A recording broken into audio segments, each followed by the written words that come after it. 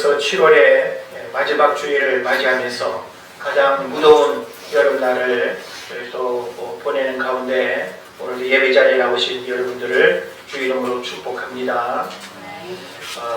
오늘 우리가 하루를 이렇게 맞이한 이 날이 내 인생의 마지막 날이라고 여러분 생각해 보신 적이 있나요? 여러분이 매일 만나는 가족이나 여러분이 오늘 만나는 이 사람을 내일은 내가 다시 만날 수 없다는 생각을 여러분 해보셨나요? 여러분이 지금 공부하는 일이나 또 사업을 하고 직장 출근을 하는 그 일이 내일부터는 더 이상 내게 기회가 주어지지 않는 마지막 날이라고 여러분 생각해 보신 적이 있나요?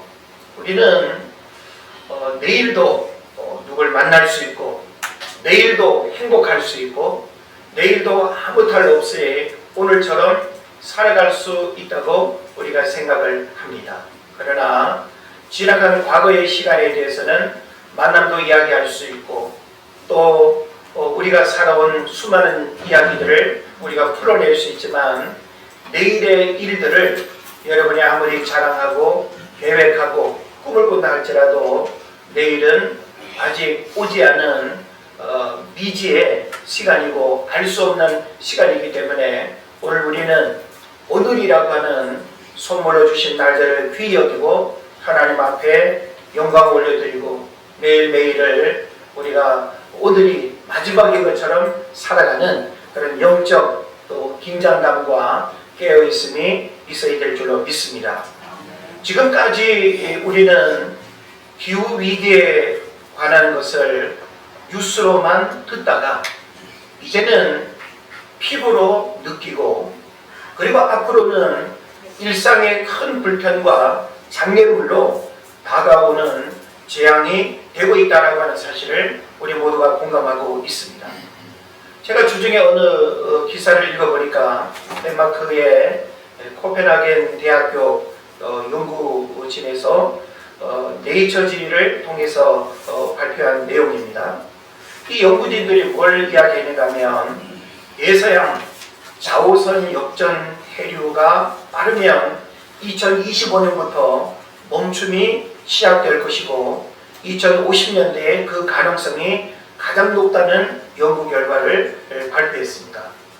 얼마 전에도 우리 인문학 아이들과 함께 바다의 그 해류에 대한 다큐를 보면서 많은 공부를 하고 이 해류가 우리 그 삶에 미치는 그런 영향들을 이렇게 알게 되게 되는데요. 우리는 망망대해를 바라보면 그냥 파도나 일고 멈춰져 있는 것 같지만 이 오대양 육대주의 이 해류는 하나의 어떤 그 컨베이어 벨트처럼 거대한 어떤 흐름 속에 지구 곳곳을 돌고 돈다라고 하는 것입니다. 그래서 이 대서양 자오선 역전 해류는 카리브해 인접 열대지방의 따뜻한 물이 온도와 염도 차이에 따라서 북미 연안을 거쳐서 북극 방면으로 이동해서 차가워진 뒤 심해로 가라앉아서 다시 적도 쪽으로 돌아오는 해류 순환 현상을 말하는 것입니다. 그런데 이렇게 돌고 돌아야 할 해류 순환 현상이 멈추어진다라고 하는 거죠. 그래서 해류가 흐르지 않고 정상적으로 돌던 해류가 돌지 않는다라고 하는 것은 우리 인간의 삶에 엄청난 기후변화의 재앙이 다양하게 온다라고 하는 사실을 이제 예고하는 것입니다. 여러분이 예전에 그 투모로우라는 이 영화를 보셨을 텐데 바로 이런 그 영화의 내용들은 아마 이와 같은 현상을 가정해서 어떤 빙하기가 찾아온다든지 혹은 지금까지 한 번도 경험하지 못한 엄청난 기후변화의 재앙이 도시를 그냥 덮치고 한 국가를 집어삼키는 이런 이제 이야기들을 우리에게 주고 있는 것입니다.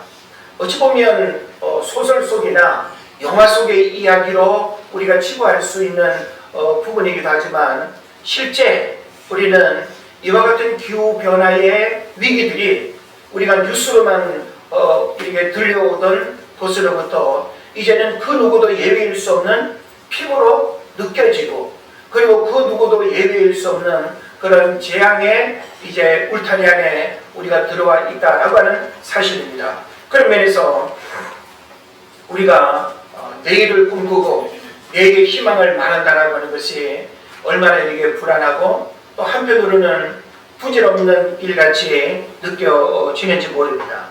오늘 저는 여러분과 함께 그날이 오기 전에 라고 하는 이 제목으로 우리 일상에 찾아올 그날이 과연 무엇을 의미하는지를 알고 함께 고민하는 시간 되기를 바라는 것입니다.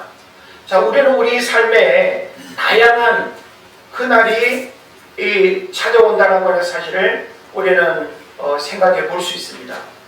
우리는 시작하는 일들이 있고 오픈하는 그런 어떤 다양한 일들을 우리가 경험하게 되는데 누구라도 시작의 일들은 다 어떤 희망을 가지고 즐거운 마음으로 우리가 출발을 하죠. 그러나 더 이상 아무것도 할 수 없는 마지막 날이 다가온다라고 할 때 그 일은 우리에게 아픔이 되고 슬픔이 되고 고통이 된다라고 하는 것이죠. 여러분, 우리가 인생을 살아가면서 그 날이라고 하는 그 날들은 어떤 것들이 있을까요? 자, 우리가 학교에 입학을 하게 되면 졸업이라고 하는 그 시간이 정해져 있죠. 내가 뭐 3년을 공부한다, 4년을 공부한다, 뭐 2년을 공부한다라고 할 때 우리는 어느 날까지는 아니어도 언제쯤 졸업이라고 하는 그 날을 우리는 생각하고 있습니다. 그래서 그 날이 있기 때문에 그 졸업이라고 하는 시간을 우리가 맞이하기 위해서 준비하고 졸업을 할 수 있는 자격과 조건을 갖추고 그리고 학업에 최선을 다하는 것이죠. 또 우리가 직장 생활을 하게 되면 퇴직이라고 하는 그날이 또 분명히 우리에게 찾아옵니다. 물론 어떤 경우에는 전혀 생각지 않은 뭐 명퇴도 있고 조퇴도 있고 하지만 정상적인 우리가 어떤 그 퇴직을 생각을 해본다면 5년 남았다 혹은 20년 남았다. 우리는 퇴직이라고 하는 그날을 우리는 기다리면서 월급을 받아서 저축도 하고 또 가정경제에 어떤 설계도 하고 자녀 양육의 미래를 우리가 꿈꾸기도 하는 것입니다. 또 어떤 그날이 우리에게 있을 수 있을까요? 우리는 하루 해가 저물기 전에, 자, 우리가 하루를 시작하는 시간이 다양하죠. 저는 뭐 한 5시쯤 이렇게 눈을 뜨면 뭐 거의 밤 12시간 넘는 시간까지 거의 눈을 뜨고 하루를 살아가는데 사람마다 생체 리듬이 있고 하루를 시작하는 시간이 다 다를 것입니다. 7시에 시작하든 9시에 시작하든 우리는 하루를 시작하게 될 때 하루를 끝내고 하루가 맞춰지는 그 시간이 온다는 거 우리는 기억하고 있습니다. 그래서 오늘이라고 하는 시간에 내가 해야 할 것, 오늘이라고 하는 시간에 내게 주어진 것을 생각하면서 우리가 열심히 땀 흘리고 수고하는 그런 모습들이 있습니다. 또 우리에게 어떤 그날이 있을까요?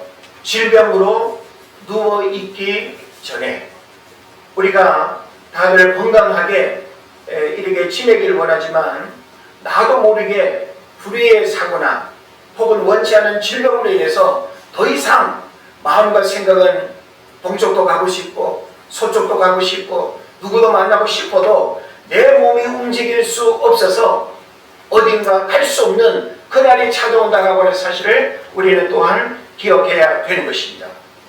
그리고 무엇보다 우리는 내 인생의 죽음의 시간이라고 하는 그날이 찾아온다는 것을 우리는 잊어서는 안 됩니다. 내가 지금 비록 젊었다고 해도 자만할 수가 없고 내가 지금 비록 건강하다 할지라도 죽음의 그림자는 오늘 밤에 찾아올 수도 있고 우리 주변에서 들려오는 여러 죽음의 소식들을 우리가 생각을 해본다면 우리가 얼마 전에 건강하게 만났고 지난주에도 건강한 모습으로 얼굴 봤는데 어찌 그런 일이 하면서 우리는 누군가의 그날이 바로 나에게도 그날로 찾아올 수 있다는 하는 사실을 생각하면 하루하루 살아가는 우리 삶의 날들은 결코 평범하거나 결코 의미 없이 살아갈 수가 없다라고 하는 것입니다. 무엇보다 우리는 어떤 그날을 기억해야 되는가 하면 예수님이 재림하신다는 그 인생 최대의 마지막 그날을 기억해야 될 것입니다. 성경은 분명히 약속하고 있습니다. 성경은 분명히 그날이 더 이상 우리에게 어떤 기회도 주어지지 않는 그 마지막 날이라고 하는 사실을 우리에게 말해주고 있습니다. 우리는 영혼 속에 살아가지 못하고 있는 인생의 한 그림자에 불과합니다. 우리에게 주어진 삶의 날들과 기회는 결코 길지 않고 많지 않습니다. 우리가 지나온 시간을 돌아보면 유년기도 엊그제 같고 청년기도 엊그제 같고 결혼하고 신혼을 이야기했던 그 시절도 엊그제 같은데 벌써 중년의 때를 지나서 노년의 삶을 살아가는 우리 인생의 흐름들을 보면 결코 우리의 인생이 길지 않다는 현실 앞에서 어떻게 살아왔는지를 생각하게 되고 어떻게 살아가게 될 것인가를 고민할 수밖에 없는 이런 일들이 우리에게 있다라고 하는 것입니다. 그래서 그날이 오기 전에라고 하는 이 말은 우리에게 기회라는 말과 한 번 더 할 수 있는 힘과 에너지가 있을 때라는 것, 그리고 아직 시간이 주어질 때와 마음으로 결심하고 도전할 때에 대해서 생각하게 하는 것입니다. 우리는 그날이 오기 전에 바로 이와 같은 부분들이 우리의 삶을 통해서 고백되어져야 하고 그날이 오기 전에 이와 같은 일들이 한 번 더 나에게 할 수 있는 기회로 여러분이 붙들어야 된다라고 하는 것입니다. 원래 우리는 그 어느 해보다 미래가 불안하고 암울하며 생각의 기회마저 포기해버리는 절망적 마음을 갖게 하는 위기의 시대를 살아가고 있습니다. 앞에서 열거한 그날이 오기 전의 일들은 지금까지 나름 우리가 적지 않게 경험한 일들이기도 합니다. 여러분, 우리 학교 입학을 하고 졸업이라고 하는 그날 다 겪어보지 않았습니까?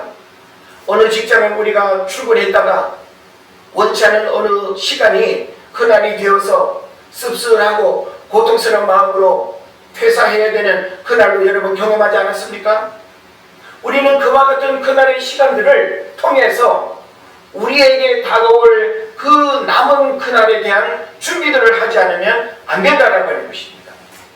그런 면에서 우리는 시대적인 분위기와 환경만 바라보고 왜 이럴까 탓하고 어려워하고 힘들어하는 것에 머무는 것이 아니라 이런 시대 속에 우리가 그날이라고 하는 그 의미를 우리가 기억하고 그날이 오기 전에 우리에게 주어진 삶의 숙제가 무엇인가, 그날이 오기 전에 내가 놓치지 말고 해야 할 일이 무엇인가 라고 하는 사실을 여러분이 꼭 기억해야 될 줄로 믿습니다.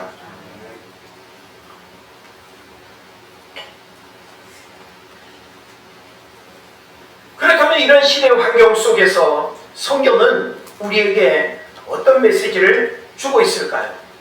그날이 오기 전에라고 하는 이 말씀을 우리가 생각을 할 때 오늘 본문은 두 가지의 사건을 통해서 그날이 오기 전에 우리가 어떤 마음을 가져야 하고 무엇을 우리가 후회하지 않도록 살아야 하고 그리고 하나님 앞에 부끄럽지 않은 삶을 살아야 하는지를 다시금 우리가 마음으로 각오하고 그리고 하나님 앞에 부끄럽지 않는 그런 삶을 살아갈 수 있는 신앙의 결단이 있어야 되겠다라고 하는 것입니다. 27절에 보면 어떤 이야기를 먼저 한 가지 하고 있는가 하면 노아 홍수의 때와 같이 라고 이렇게 표현하고 있죠. 자, 여러분, 노아 홍수 이야기를 여러분 잘 아시죠? 창세기 6장에서 노아 홍수에 대한 이야기가 쭉 언급되고 있습니다.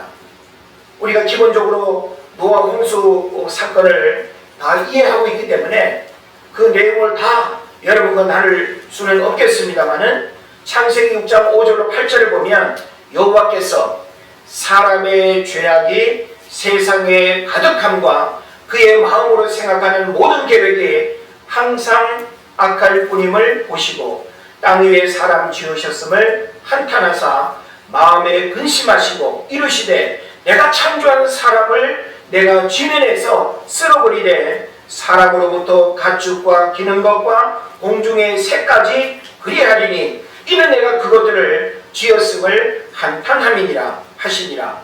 그러나 노아는 여호와께 은혜를 입었더라. 여러분, 노아가 살던 그 시대의 배경을 우리에게 이야기하고 있습니다. 그리고 그런 시대 속에 노아라고 하는 이 사람이 하나님과의 관계 속에서 어떤 신앙의 모습을 가지고 있었는가를 우리가 봐야 하고 그 한 사람 노아를 통해서 하나님이 어떤 일들을 행하셨는가를 우리가 봐야 됩니다. 그러면 노아가 살던 그 시대를 생각하면서 우리가 지금 살고 있는 이 시대와 우리가 비교해 볼 수 있어야 됩니다.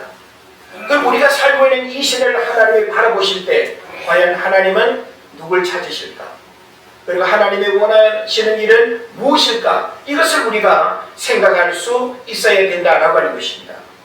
하나님이 예고하시고 노아를 통해서 준비케 하신 일들이 때가 이르자 그 누구도 거역할 수 없고 또 한 번의 기회가 절대 주어지지 않으며 후회해도 더 이상 구원의 시간이 주어지지 않는 마지막의 시간을 기억해야 된다는 것입니다. 방주는 적어도 하나님이 구원받을 수 있는 기회로서 120년 동안 노아로 하여금 산 꼭대기에 배를 만들게 했습니다. 하나님은 노아의 가족 8명과 암수 모든 동물들만 구원하려고 하지 않았어요. 근데 문제는 뭔가 하면 모든 사람들이 노아가 구원받은 것과 같은 그런 어떤 삶을 살지 않았을 뿐만 아니라 그리고 노아가 구원을 이야기하고 장차 일어날 일들을 대해서 이야기할 때 어떻게 했어요? 그 사람들이 하나님을 두려워하지 아니하고 하나님의 말씀을 듣지 아니하는 그런 일로 인해서 결국은 그들이 자업자득의 결과들로 버림받게 된 것입니다. 또 28절 29절 오늘 본문에 보면 롯의 때와 같이라고 하는 또 하나의 이야기를 언급하고 있습니다. 여러분, 또 역시 우리가 창세기 19장 이하를 보게 되면 롯의 때에 대한 이야기를 우리가 들여다볼 수 있습니다. 롯은 누구입니까? 아브라함의 조카입니다. 갈대아 우르에서 미지의 땅으로 나올 때 함께 동행했고 하나님의 약속의 땅, 축복의 땅에서 그 축복의 공동체로 함께 살아갈 수 있는 기회가 주어진 이 조카 롯에게 어느 날 아브라함과 헤어져서 소돔과 고모라 성에 살게 되면서 바로 그들은 하나님으로부터 버림받게 되는 놀라운 그 일들이 성경에서 언급되고 있습니다. 자, 창세기 19장 14절을 보면 롯이 나가서 그 딸들과 결혼할 사위들에게 말하여 이르기를 여호와께서 이 성을 멸하실 터이니 너희는 일어나 이곳에서 떠나라 하되 그의 사위들은 하나님의 말씀을 농담으로 여겼더라 하고 이렇게 기록하고 있습니다. 준엄한 하나님의 심판에 대한 말씀을 농담으로 여기는 시대, 하나님의 말씀을 두렵고 떨림으로 듣고 순종하는 것이 아니라 하나님의 말씀 듣기를 거부하는 그 시대는 오늘 우리가 사는 이 시대와 별반 다르지 않다라는 것입니다.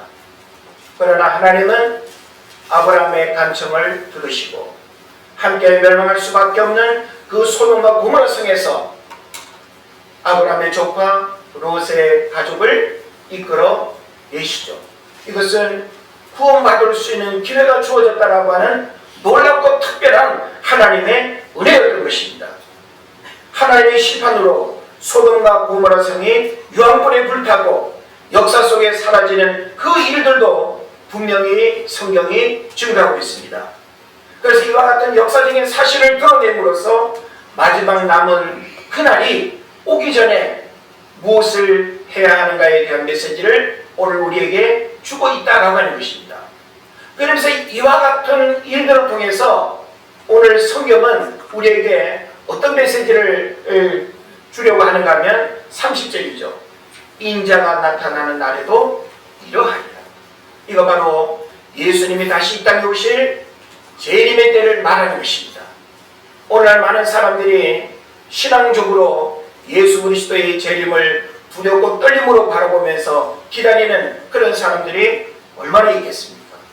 여전히 우리는 먹고 마시는 세상 일에 대한 미련과 이루지 못한 꿈에 대한 그런 욕심과 나의 어떤 열정을 한 번도 제대로 활용하지 못한 그런 아쉬움의 마음들이 우리에게 있습니다. 여러분, 우리가 이 땅에서 우리 인간이 결합된 모든 것들을 다 하고 난 다음에 죽어야 시원할까요? 결혼도 해봐야 됩니까? 자녀도 낳아봐야 됩니까? 우리는 그와 같은 일들을 경험하지 않고도 주님이 오신다면 언제라도 환영하고 맞이할 수 있는 그런 마음을 우리가 기다림으로 갖기보다는 아직 좀 이른 것 같은데요. 50년 후에 아니면 내가 죽고 난 다음에 다른 세대에 오셨으면 좋겠다고 생각하는, 이것은 바로 그 주님의 재림을 기다리지 않고 있는 우리의 위선적인 신앙임을 이야기하는 것입니다. 그런 면에서 인자가 나타나는 날에도 이러하리라. 예수님의 재림을 이야기하지만 사람들은 듣지도 깨닫지도 받아들이지도 않습니다. 시집가고 장가가고 밭으로 가고 돈 벌러 가고 성경에서 언급하고 있는 바대로 오늘날 세상 사람들은 먹고 마시는 현실에 마음이 뺏겨 있을 뿐이지 그 주님의 재림이라고 하는 그 일이, 그 어떤 것도 우리에게 기회가 주어지지 않는 지상 최고의 마지막 날이라고 하는 그 사실을 우리가 생각하지 못하고 준비하지 못한다고 한다면 가장 어리석은 인생이 될 것입니다. 그러므로 오늘 우리에게 필요한 것은 비관이나 염세적, 절망적, 도피나 막연한 희망 속에 살아가는 것이 아니라 현실을 직시하고 믿음의 사람들이 살아가야 할 중요한 원리를 발견해야 된다고 하는 것입니다. 그래서 그날이 오기 전에 그리스도인은 어떻게 살아야 할까요? 오늘 본문의 내용에서 그날이 오기 전이라고 하는 이 제목을 통해서 우리는 내면에 그날이 무엇을 의미하는지 우리가 생각을 해야 될 것입니다. 마지막 그 주님의 재림이라고 하는 그날도 우리에게 궁극적인 가장 중요한 그날이지만 우리에게 찾아올 그 죽음의 그날도 염두에 두고 살아가야 되고, 지금 여러분이 무언가를 하고 있는 그 일도 결코 영원하지 않다라고 하는 사실을 생각하면 지금 하나님이 내게 주신 그 모든 삶의 기회들, 누군가를 만날 수 있고, 내가 돈을 벌기 위해서 일할 수 있고, 내가 어딘가 여행을 갈 수 있고, 여러분 언제까지나 여러분 이런 일들 우리가 할 수 있습니까? 음식도, 눈앞에 차려진 음식도 식욕이 없고 건강이 좋지 않아서 더 이상 아무것도 먹을 수 없는 그날이 찾아온다는 것 우리가 생각할 수 있지 않을까요? 누구라도 질병을 원하는 사람이 어디 있겠습니까? 내가 원치 않은 그 질병 앞에 모든 의지가 꺾이고 모든 계획이 숲으로 사라지고 어떤 것도 내가 할 수 없는 절망적인 그런 시간이 우리에게 오기 전에 오늘이라고 하는 이 시간 속에 우리는 무엇을 하며 어떻게 살아가야 될 것인가, 이것을 오늘 주님이 우리에게 말씀할 겁니다. 저는 오늘 세 가지로 오늘 본문에서 여러분과 함께 정리를 할 수 있을 것 같은데, 첫 번째로 32절을 보면 롯의 처를 기억하라 라고 하는 이 말씀에서 롯의 처가 우리에게 주는 의미는 무엇이겠습니까? 이것은 바로 세상을 등지고 하나님을 바라보라는 거예요. 할렐루야. 예. 세상을 등지고 하나님을 바라봐야 되는데, 예? 오히려 하나님을 등지고 세상을 바라보는, 이게 바로 누군가 하면 롯의 아내였던 것입니다. 롯의 아내도 아브라함의 조카 롯과 함께 구원의 반열에 들어섰음에도 불구하고 이 롯의 초를 기억하라 하고 32절에서 말씀하고 있지 않습니까?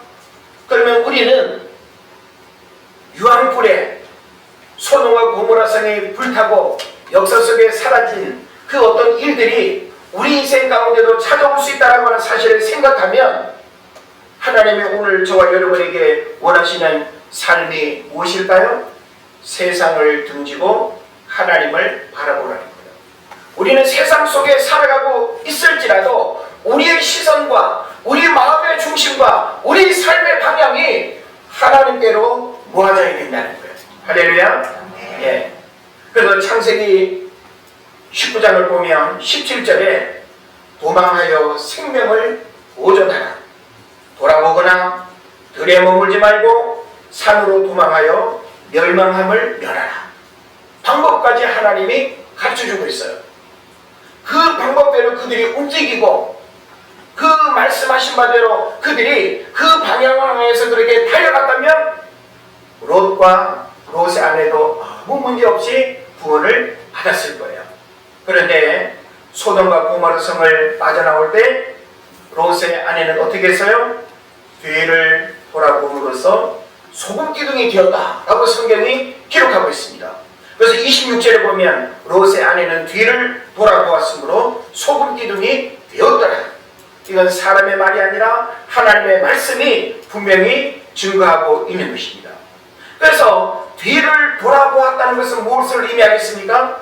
세상의 가치관을 버려야 된다는 거예요.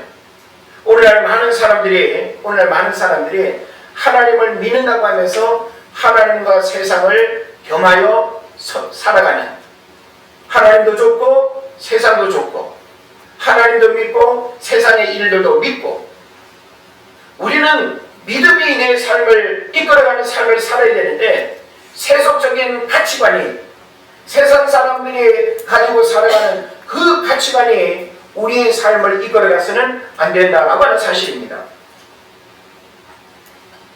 그래서 로마서 12장 2절에서는 이런 말씀을 우리에게 주죠. 너희는 이 세계를 본받지 말고 오직 마음을 새롭게 함으로 변화를 받아서 하나님의 선하시고 기뻐하시고 온전하신 뜻이 무엇인지 분별하도록 하라 라고 이렇게 말씀하고 있는 것입니다. 그래서 롯의 아내는 세상에 대한 연민과 물욕과 탐욕을 믿음 앞에서 결단하지 못하고 세상의 마음이 빼앗김으로써 불신앙의 결과가 무엇인지를 우리에게 보여주고 있는 것입니다. 그러므로 여러분들은 그날이 오기 전에 우리에게 주어진 수많은 기회와 수많은 어떤 시간들, 하나님이 허락한 그 모든 어떤 시간 속에서 그날이 오기 전에 조금은 믿음을 가지고 살아가는 우리들은 이 롯의 초를 기억하라라고 하는 이 말씀을 통해서 세상을 등지고 하나님을 바라보는 것이 우리들 삶의 방향이라고 하는 것을 여러분 깨달으시기를 바랍니다. 그 다음에 두 번째로는 34절 하반절에 보면 하나는 데려감을 얻고 하나는 버려둠을 당할 것이요 라고 있습니다. 이걸 우리 보통 휴거라는 말로 우리가 대신하는데, 휴거가 뭐예요? 들림받는다라고 하는 거예요. 그래서 예수님이 이 땅에 오실 때 우리가 함께 교회도 가고 먹고 마시고 똑같이 우리가 이렇게 살았는데 어느 날 보니까 같이 옆에 있던 사람이 없어진 거예요. 그러면 없어진 사람이 잘된 건가요? 남아있는 사람이 잘된 건가요? 우리가 성경의 말씀대로 보면 남아있는 사람이 잘된 게 아니라 없어진 사람이 잘된 거예요. 그 없어진 사람은 어디로 간 거예요? 몸무게와 상관없이 다이어트 안 해도 없어지는 것은 순식간에 없어질 수 있습니다. 그러니까 여러분, 우리가 이와 같은 날들이 우리에게 오게 될 때 우리 모두는 순식간에 이 땅에서 싹 보이지 않는 그런 휴거의 주인공으로 축복받으시기를 바랍니다. 자, 우리는 이 두 번째 메시지를 통해서 그날이 오기 전에, 주님의 재림의 때라고 하는 그날이 오기 전에 주님 우리에게 원하시는 것은 뭔가 하면 선택받는 삶을 살아야 한다는 것을 가르치고 있습니다. 한번 따라 하실까요? 선택받는 삶을 살아야 한다. 여러분, 우리가 성경을 보면 하나님 앞에 평등은 없습니다. 여러분, 성경에서 평등이라고 하는 단어를 찾으면 저에게 말씀해 주십시오. 하나님은 우리 모두를 평등한 삶으로, 평등한 축복으로, 평등한 결과로 우리를 이끌지 않습니다. 이것은 뭘 의미하는가 하면 심은 대로 거두고 행한 대로 보응하시고 드린 대로 갚아주시는, 할렐루야. 여러분이 똑같이 신앙생활을 해도, 나랑 똑같이 출석하고 나랑 똑같이 그 교회에 등록해서 5년, 10년, 20년을 똑같이 신앙생활을 했다 하더라도 하나님 앞에 축복받는 그 구원의 은혜는 다르다는 것입니다. 할렐루야. 그런 면에서 우리는 이 말씀을 통해서 무엇을 우리가 생각을 해야 되는가 하면, 그날이 오기 전에 우리는 벌받는 신앙이 아니라, 버림받는 신앙이 아니라 택함받는 신앙, 상받는 신앙이 되어야 된다고 하는 것입니다. 할렐루야. 그래서 우리가 구원받는다라고 하는 것은 하나님 앞에 상받는 거예요. 우리가 구원받는다라고 하는 것은 하나님 앞에 인정받았다는 거예요. 우리가 하나님 앞에 구원받았다라고 하는 것은 하나님 옆에 있게 된다라고 하는 축복의 메시지인 줄 여러분 믿으시기를 바랍니다. 그러므로 우리는 그날이 오기 전에 벌받는 신앙이 되거나 하나님 앞에 버림받거나 이 땅에 남겨지는 그런 인생이 아니라, 오늘 여기 34절 하반절에서 나오는 것처럼 하나는 데려감을 얻고 하나는 버려둠을 당할 것이라고 했습니다. 우리는 하나님 앞에 데려감을 얻는 이런 축복과 이런 은혜를 경험해야 될 줄로 믿습니다. 히브리서 11장 6절을 보면 믿음이 없이는 하나님을 기쁘시게 하지 못하나니 하나님께 나아가는 자는 반드시 그가 계시는 것과 또한 그가 자기를 찾는 자들에게 상 주시는 이심을 믿어야 할지니라 라고 했습니다. 하나님은 여러분에게 상 주기를 원해요. 구원의 상, 할렐루야.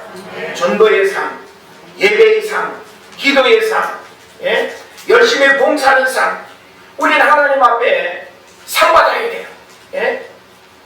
왜 아이들은 친구들 만나고 누가 이렇게 오면 상 받은 거 막 자랑하고 좋아하고 하지 않습니까? 어른 입장에서 보면 아무것도 아닐 수 있지만, 아이들의 세계에서 학교에서 내가 이 모양 저 모양으로 상을 받는다라고 하는 것은 놀라운 일입니다. 우리의 신앙도 하나님 앞에서 상 받는 신앙이 되는 그런 인정을 받아야지, 그까짓 그 상 뭐 필요 있어? 무슨 크리스탈 패를 받고 아무리 멋진 상을 우리가 받는다 하더라도 그 별거 아니야. 아니에요. 성경은 분명히 우리에게 상을 바라보고 이 땅을 달려가라고 말씀하고 있습니다. 그걸 뭐라고 말하는가 하면 믿음의 경주라고 하는 거예요. 그래서 하나님은 생명의 멸류관이라는 상을 준비하고 계시고, 믿음의 경주에서 끝까지 달려간 자에게 주어지는 그런 상을 우리에게 약속하고 있는 것입니다. 마태복음 25장에서 언급하는 것처럼 주인의 잔치에 참여하는 상을 또한 우리가 받아야 될 줄로 믿습니다. 지옥에서 슬피 울며 이를 갈고 후회하는 인생이 되지 말고, 믿음 생활에 어떤 상을 받을 수 있는지 날마다 점검하고 하나님이 인정하는 상을 받아야 될 줄로 믿습니다. 우리는 회사에서나 학교 생활할 때 잘하면 잘하는 것에 대한 상이 있잖아요. 보너스가 있든지 휴가가 주어지든지 어떤 물건이 되든지 상을 받는다라고 하는 것은 인정을 받는다는 거예요. 여러분이 목회자에게도 은혜전 교회 공동체의 이름으로 상을 받는 일들이 있어야 돼요. 생계를 맞이해서 선물 받는 것은 상이 아니에요. 안 주면 그냥 기분 나쁠 수 있을지는 몰라도 그건 상이 아닙니다. 물론 저는 여러분에게 그런 상을 줄 수 없지만, 하나님은 분명히 우리가 이 땅에서 신앙생활을 어떻게 했느냐에 따라서 직분에 걸맞는 신앙 고백이 있었느냐, 믿음을 가지고 이 땅을 살면서 그 믿음의 역사를 얼마나 하나님 앞에 영광을 올려드렸느냐, 우리는 하나님 앞에 상받는 신앙생활이 되어야 됩니다. 그래야 우리가 선택받고 들림받는 이런 은혜의 역사들을 경험하는 것입니다. 우리가 하나님 앞에서 상받은 일을 생각하면 그냥 부끄러움이 그냥 먼저 느껴지고, 예배도 토리로 드리고 기도 생활도 제대로 안 하고 깨어있지도 아니하고, 내가 하나님 앞에 간다고 해도 면목이 없다. 예? 이 기둥에 보이는 예수님을 여러분 한번 바라보세요. 저 하나님을 여러분 당당하게 바라볼 수 있습니까? 내가 저 주님을 맞이하게 될 때 부끄러운 구원 때문에 감당할 수 없는 그런 마음이 우리 안에 든다면 얼마나 고통스럽겠어요.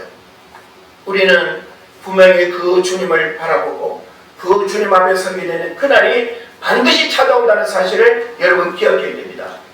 그날이 오기 전에 하나님 앞에 내가 어떤 상을 받을 수 있는지, 이제 우리는 이런 저런 시대의 어려움을 탓하고 변명하지 말고 변함없이 예배 자리를 사모하고 경건의 이르기를 연습하고 성령 충만하기를 위해서 힘쓰고 내가 주님을 위해서 무엇을 봉사하고 무엇을 할 수 있는지를 끊임없이 고민하면서 여러분의 신앙생활 모든 것이 하나님 앞에 축복받고 상받는 근거가 되기를 바랍니다.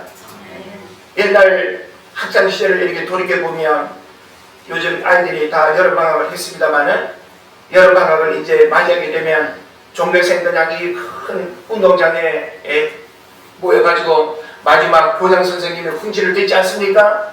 이번 여름 나근하면서 방학숙제 열심히 해라, 위험한 데 가지 말아라, 물놀이 조심해라, 그러면서 어떤 또 시간이 있을까요?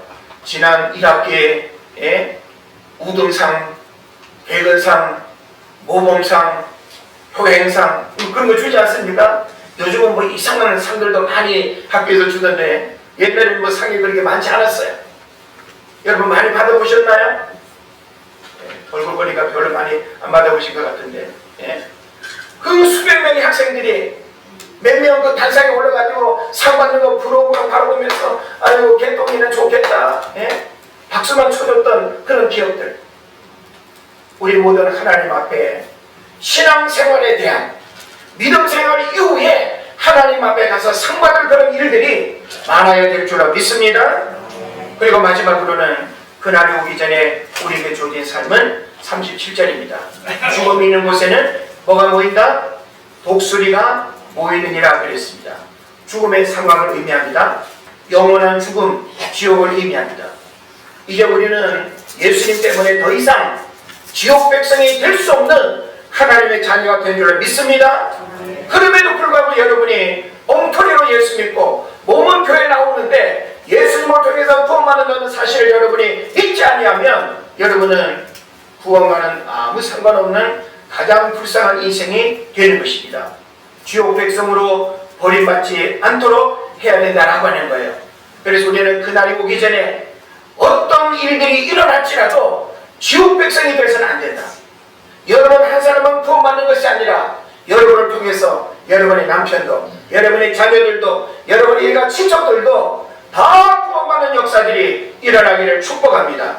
그래서 이제 우리는 구별된 삶을 살아가야 하고 거룩하고 경건한 삶을 위해서 힘써야 하고 주님이 원하시는 삶의 자리에 머물러야 될 줄로 믿습니다. 그래서 그날이 오기 전에 라고 하는 이 말씀의 제목을 가만히 생각하면서 나에게 다가올 다양한 그날을 우리가 잘 준비하고, 그리고 오늘이라고 하는 시간에 그날이 오기 전에 내 건강을 어떻게 해야 될지, 내게 주어진 시간 활용을 어떻게 해야 될지, 그리고 내 믿음 생활을 마지막 그 주님이 오시는 그날이 오기 전에 내가 어떻게 신앙생활이 될지를 잘 살펴서 여러분의 신앙생활이 하나님 앞에 큰 축복받고 구원에 부끄러움이 없는 그런 삶이 되기를 주의 이름으로 축원을 드립니다.